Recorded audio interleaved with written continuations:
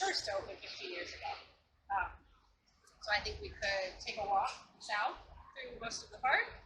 We could stop and talk about different elements of the design, and the construction, and the history, what goes on here. Be very informal, ask me questions as they come up, walk and talk. And if there's anything in particular anybody wants to see, we could do that. But otherwise, has everybody been here before? Is it the first time? First time for everybody? Excellent. This is, no. So you can say anything and we won't know. You'll work here, but besides that, I think that it's probably the nicest spot in the city. And that's it. I don't even really feel like it's other biased. There are about 5 million people who come here every year. This section here, Pier 1, is by far the busiest. We're going to walk south where it gets a little quieter. There's a little something for everybody throughout the park. North to south, it's about 1.5 miles. It's 85 acres, but it's very narrow. I think we can just sort of jump in and go look at it. Admire this brand new building. Can I ask you a question? Yes. So I've been here many times, but it's still confusing. I went to a concert. It was a couple years ago, and it was in this deep field overlooking the water. And I was here, but if you ask me how do I get there, I have no idea. Top of this lawn right here.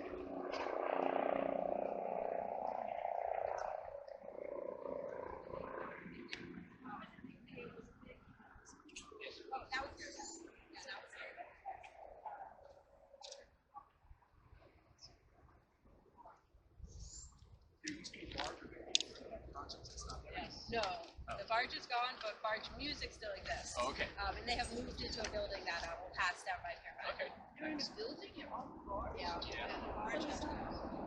It's a really nice building, though. So Brooklyn Bridge Park is a public, open park in the city of New York, but it's not actually a New York City Parks Department park. We are managed by ourselves. We are what's called a city-controlled not-for-profit. So we make all of our own money on site. We use all of that money for our own maintenance and operations, and capital projects, and programs, and everything that you see that goes on here. And that's very different from New York City parks, where they get their budget through the city. And it's something like less than 1% of the entire city's budget. So we are not part of that. We are on our own, but we still are part of the city. So my boss, the president of Brooklyn Bridge Park, he reports to the deputy mayor, to the city. So does the parks commissioner and to all those other sort of similar entities. So we are up there with them. But we get to operate sort of independently, but with their help and oversight in partnership. We are funded through, we built on it. So it's the highest peak in the park, which is the top of Harvard Lawn. So it has the slope of like it's all real dirt under there. Unlike, there's also topography out of Pier 3, but that is a little bit faked. It has like a special kind of styrofoam under it, so there's only this much dirt or so to have the trees. Those hills are all a little bit more big. Pier 1 is also, like I said, the first pier to have open, so it has the oldest trees. So you can notice as you walk throughout the park, the trees will get younger and smaller, depending where you are. That's one tell of which section opened. But back to my fun facts. Can anybody guess what these channels are for? Is everybody from New York? Two channels. What they're for? Railroad cars? Yeah, it's where the AC lines run. Oh. I'm pretty sure it's AC, but it's like going to the river.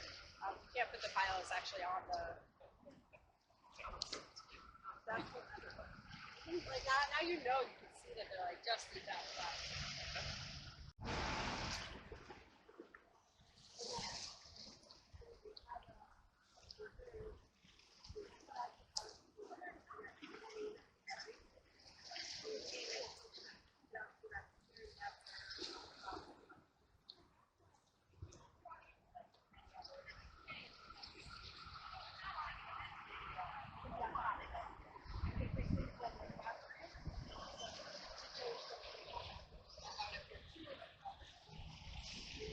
fix the road so it doesn't fall down before they put off the berm? The berm is up. Well, no, I mean in the hole. I don't know what's gonna happen. Get rid of the helicopters. I don't know what they're gonna do with the helicopters either. That's another story too. We're just between the helicopters and the QA. Yeah. We're just the nice spot between the two. So we passed Pier 2, which is all of our sports courts. That's the most active pier that we have. They rotate what we call passive, active, passive, active, passive again.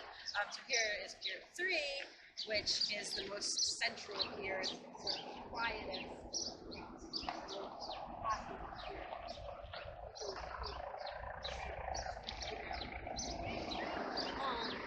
That's the one that I mentioned earlier that has rolling hills. It gets about 20 feet high off the bottom.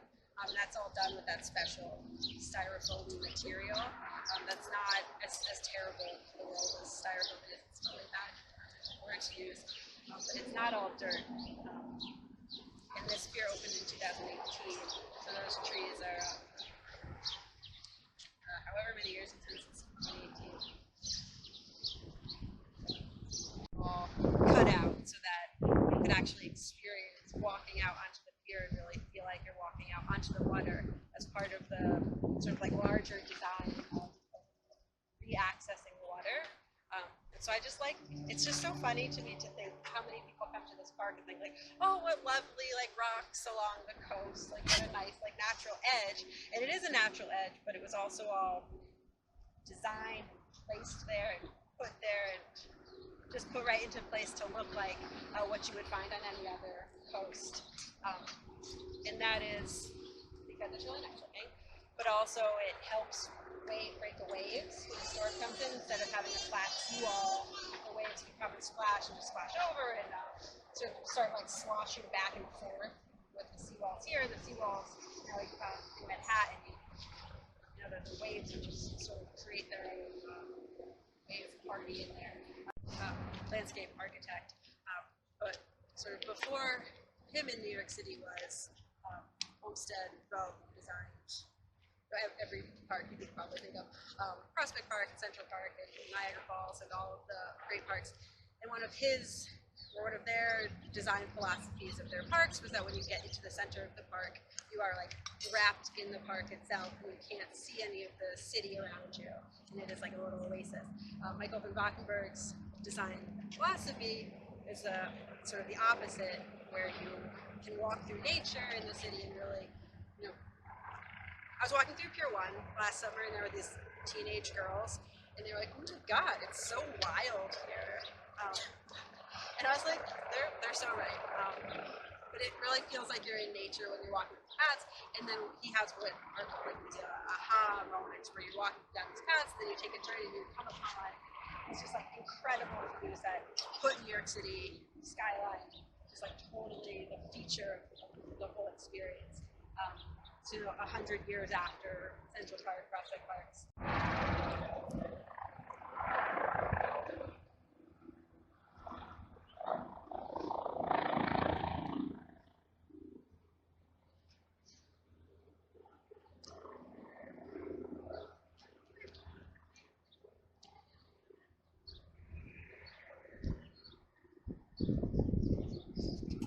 My favorite.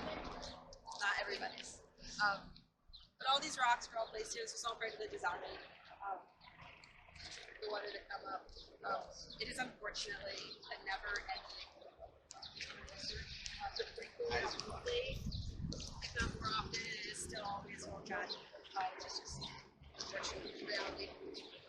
And then we're here at the picnic, but it's all the wood they actually came from the building that was taken down after. This is all the wood that was used to insulate the building.